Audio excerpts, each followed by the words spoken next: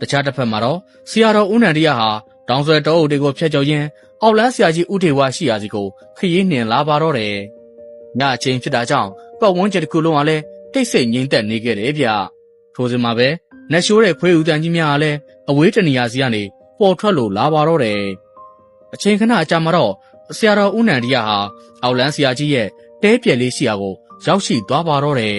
။အောက်လန်းဆရာကြီးရဲ့တဲပြက်နားလေးကိုရောက်တယ်ဆိုရင်ဘေးပညာနှစ်ဖက်စီကနေမြို့ကုန်းငွေတွေကအများအပြားထွက်ပေါ်လာခဲ့ပြီးပတ်ဝန်းကျင်တစ်ခုလုံးကိုဖုံးလွှမ်းလို့သွားခဲ့ရတယ်ဗျ။ဟာ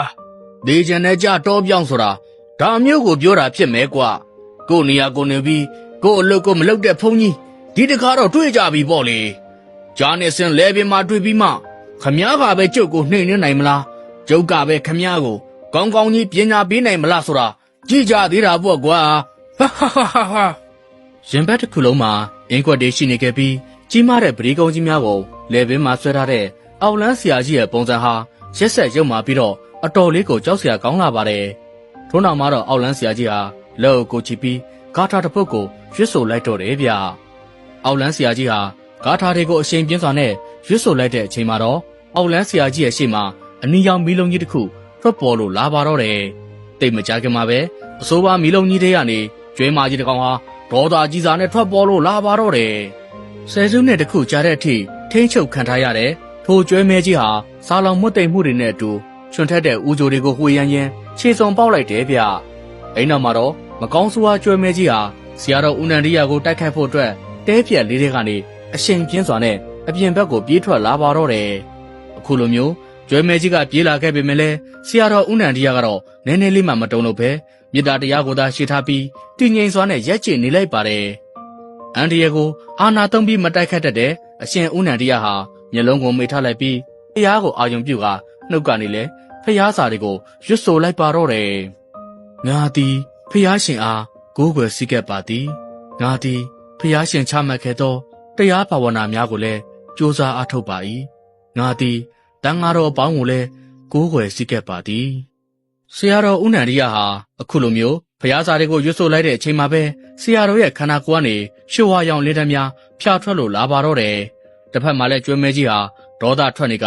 ဥချိုကိုဘဲညာဝှေ့ရမ်းနေုံကလွဲပြီးဆရာတော်ဦးနန္ဒိယရဲ့အနားကိုချင်းကပ်လို့မရတော့ပါဘူး။ဆရာတော်ကြီးကတော့ဖျားစာတွေကိုသာဇက်တိုက်ရွတ်ဆိုနေခဲ့ပြီးကျွဲမဲကြီးကိုပါကျွတ်တန်းဝအောင်ချွတ်ပေးနေခဲ့တယ်ဗျ။မကောင်းဆိုးဝါးဖြစ်တဲ့ကျွဲမဲကြီးဟာဒေါသကြီးစွာဟစ်အော်နေရင်ဖုန်းကြီးကိုရန်ပစ်ဖို့အတွက်တာပြင်ဆင်နေခဲ့ပါတယ်။ဒီဖုန်းကြီးက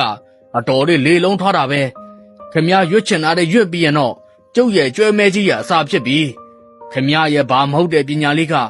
ကျုပ်လိုအဒူးမရှိတဲ့အောက်လန်းဆရာတယောက်ကိုနိုင်ပါတဲ့လား။ကဲငါတစ်ဖက်ကျွဲကြီးဒီဖုန်းကြီးရဲ့ဘွားကိုအဆုံးသာတက်လိုက်တော့ဒီဖုန်းကြီးမရှုမလနဲ့သေသွားတာကိုမြင်ချင်တယ်။ဒါငါဆရာရဲ့အမိန့်မဲကွာ။အောက်လန်းဆရာကြီးဦးထေဝါဟာအခုလိုပြောဆိုအမိန့်ပေးနေတော့မှပဲမြင်လဲရတဲ့မြင်ကွင်းတစ်ခုကြောင့်မြေပြင်ပေါ်ကိုဒူးထောက်လဲကျသွားခဲ့တယ်ဗျ။ထိုမြင်ကွင်းကိုမြင်လဲရပြီးအောက်လန်းဆရာကြီးဦးထေဝါလည်းပါဇက်အောင်သာဖြစ်သွားခဲ့ရပါတော့တယ်။ဆရာတော်ဦးနန္ဒိယရဲ့ရှေ့မှာရှိတဲ့မကောင်းဆိုးဝါးကျွဲမဲကြီးဟာစူးရှားတဲ့အတန်နဲ့ကြီးနဲ့ဟဲ့အော်ရင်းမြေပြင်ပေါ်မှာဒူးထောက်လိုက်ကဆရာတော်ကြီးကိုဥခိုက်လိုက်ပါတော့တယ်။ထို့နောက်မှာတော့ကျွဲမဲကြီးရဲ့ခန္ဓာကိုယ်ကနေအနီရောင်မီးလုံးကြီးတွေကတဖြည်းဖြည်းနဲ့ပေါ်ထွက်လာခဲ့တယ်ဗျ။မကြခင်မှာတော့မကောင်းဆိုးဝါးဖြစ်တဲ့ကျွဲမဲကြီးဟာအကျွတ်တရားရရှိသွားခဲ့ပြီးအငွေ့အသက်ဖြစ်ပြောင်းလဲသွားကနေရာကနေပျောက်ကွယ်လို့သွားပါတော့တယ်။အိမ်နောက်မှာတော့ဆရာတော်ကြီးဟာမျက်လုံးအစုံဖွင့်လိုက်ပြီးအောက်လန်းဆရာကြီးကိုအခုလိုမိန့်ကြားလိုက်တယ်ဗျ။ကဲတကားကြီးဒီဝအရာအလုံးကပြီးဆုံးသွားခဲ့ပါပြီကွယ်။ဒါတွေကတကားကြီးပိုင်ဆိုင်တာတွေမဟုတ်ပါဘူး။တကားကြီးရဲ့စိတ်ထဲမှာဖြစ်နေတဲ့ထင်အောင်ထင်မှားတွေပါပဲ။ရှင်တန်ရာလူဘဝလေးမှာကောင်းမှုကုသိုလ်တွေကိုများများပြုပြီးတန်တရားမှာပါမဲ့အလုပ်ကိုလုပ်ပါတော့တကားကြီးရဲ့မကောင်းတဲ့အတတ်ပညာတွေကိုဘာကြီးဖုန်းကြီးအလူခံပေးရစီကွယ်ဒီအခါမှာတော့အောက်လန်းဆရာကြီးဦးထေဝါလည်းမြေပြင်ပေါ်မှာဒူးထောက်ထိုင်ချလိုက်ပြီးလက်အုပ်ကိုချိလိုက်ကဆရာတော်ဦးနန္ဒိယကိုဖူးမြော်လိုက်ပါတော့တယ်တခါတည်းမှာပဲမကောင်းတဲ့အောက်လန်းပညာတွေကိုလည်းဆရာတော်ဦးနန္ဒိယထိုင်မှာအပီးတိုင်လှူဒန်းလိုက်တော့တယ်ဗျအရှင်ဖေဟာတပည့်တော်မှားခဲ့ပါတယ်အရှင်ဖေဟာတပည့်တော်ရဲ့မိုက်ပြစ်တွေအတွက်တပည့်တော်ကိုခွင့်လွှတ်ပေးပါဒီနေ့ကနေစပြီးတပည့်တော်လည်းတန်တရားကောင်းချို့အတွက်ပဲ ကြိုးစားအားထုတ်ပါမယ်လို့ဆရာတော်ကြီးကိုကတိကဝတ်ပြုပါတယ်ရှင်ဖေ